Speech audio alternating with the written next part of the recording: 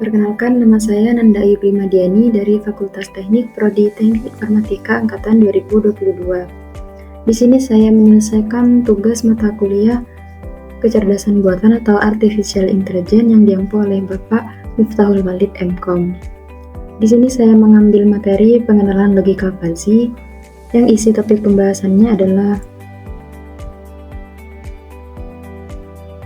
yang pertama ada pengertian logika fuzzy, yang kedua ada konsep dasar logika fuzzy, yang ketiga ada contoh penerapan logika fuzzy, dan yang terakhir ada keunggulan logika fuzzy. Jadi pengertian logika fuzzy atau dikenal dengan fuzzy logic adalah suatu metode dalam kecerdasan buatan yang digunakan untuk menangani konsep-konsep yang tidak memiliki batasan yang jelas dan eksak. Berbeda dengan logika klasik yang hanya mengenal nilai benar atau salah, atau 0 dan 1, logika fuzzy memungkinkan adanya nilai-nilai di antara keduanya seperti agak benar atau sebagian besar salah. Nah, biasanya di logika-logika sebelumnya itu hanya ada nilai 0 dan 1, 0 itu salah dan 1 itu benar. Nah, di logika fuzzy di sini adalah kita bisa mengekspresikan nilai di antara 0 dan 1, semuanya kita ragu-ragu apakah ini benar atau salah. Nah, kita bisa tuh menggunakan agak benar atau sebagian besar salah dengan menggunakan logika fuzzy ini. Nah, logika fuzzy ini saya representasikan sebagai berikut.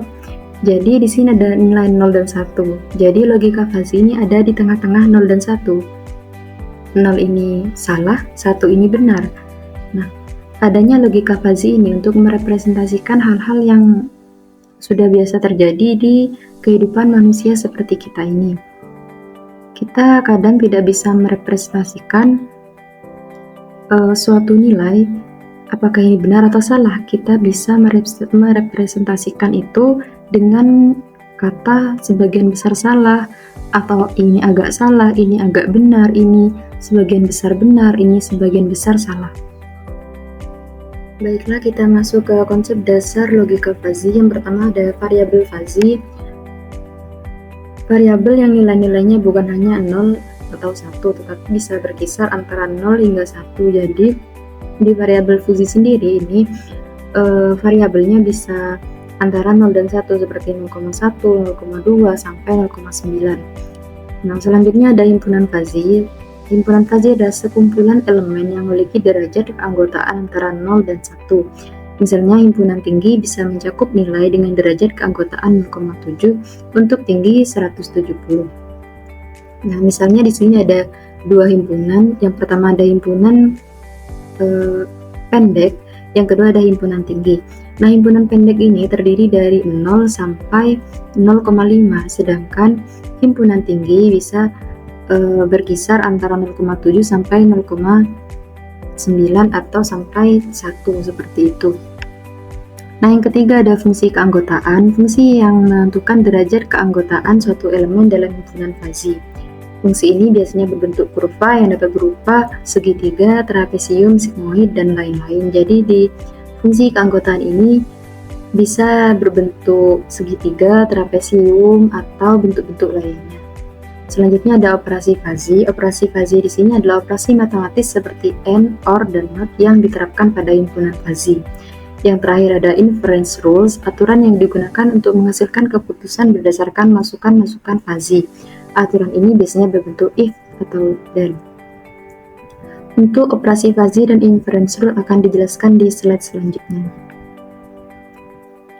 Nah, contohnya di sini ada baterai lagi.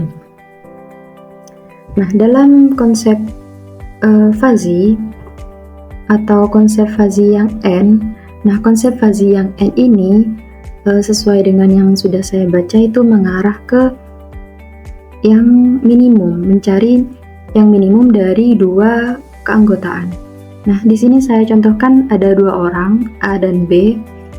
Di sini kita membandingkan antara dua anggota ini. Seumpamanya A ini memiliki baterai 50%, sedangkan B 70%.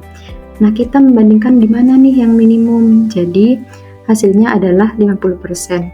Sedangkan yang OR di sini lebih ke maksimum, mencari nilai maksimum antara dua keanggotaan. Di sini ada anggota A tadi 50%, anggota B 70%. Jadi, yang maksimum adalah baterai yang 70% seperti itu. Nah, yang not sendiri ini, anggaplah ini yang A sudah tidak ada.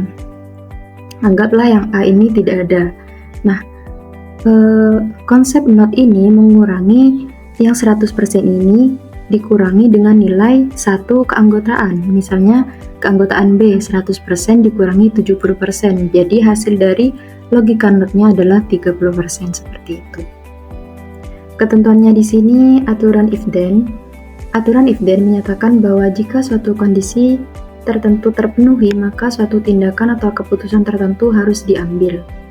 Di sini ada if kondisi 1, and kondisi 2, then keputusan.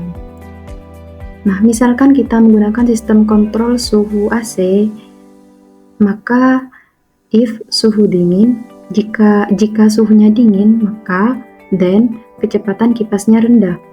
If suhu nyaman, jika suhunya nyaman atau ada di tengah-tengah, then jadi kecepatan kipasnya sedang. Yang terakhir, jika suhunya panas, maka kecepatan kipasnya tinggi. Seperti itu untuk aturan yang if then. Selanjutnya, contoh penerapan logika Fuzzy. Di sini ada 3. Yang pertama ada pengendalian suhu.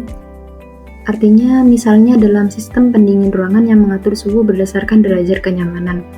Nah, kenapa di sini pengendalian suhu masuk? Karena kita itu tidak mungkin, suhu itu tidak mungkin antara dingin dan panas. Pastinya antara dingin dan panas ini di tengah-tengahnya ada suhu, itu kan tidak mungkin antara 0 dan 1, tetapi ada suhu 20 derajat, ada 30, 40, sampai seterusnya. Jadi tidak bisa antara 0 dan 1, tidak bisa. Selanjutnya ada pengendalian mesin cuci, yaitu menentukan durasi dan intensitas pencucian berdasarkan tingkat kotoran pakaian. Gak bisa tuh mesin cuci antara cepat dan lambat, tidak bisa. Jadi di sini biasanya di mesin cuci itu ada putaran, ada tombol seperti itu yang menentukan bahwa kalau kain ini kecepatannya segini, kalau kainnya seperti ini, kecepatannya yang ini gitu. Biasanya sudah ada di mesin cucinya. Bahkan tingkat kotoran juga bisa, kayak kotorannya itu sangat kotor atau tidak terlalu kotor, itu mesin cucinya akan memproses sendiri bahwa kecepatan segini untuk yang kotor, kecepatan segini untuk yang tidak terlalu kotor. Tapi yang umum itu adalah kain, karena beberapa kain itu akan rusak jika menggunakan kecepatan yang semuanya antara 0 dan 1, semuanya kecepatannya cepat, itu bisa merusak kain seperti itu. Nah, selanjutnya ada sistem navigasi mobil otonom, yaitu mengambil keputusan dalam kondisi jalan yang tidak pasti. Nah, di sini seperti contohnya sistem navigasi atau sistem maps di dalam mobil, ada beberapa mobil yang bisa menggunakan maps. Nah, jika suatu jalan yang diambil ini tidak memungkinkan, maka sistem navigasi mobil tersebut akan otomatis mengarah ke jalan yang lain seperti itu. Nah, contoh-contoh gambarnya itu ada sebagai berikut. Yang pertama ada pengendalian suhu.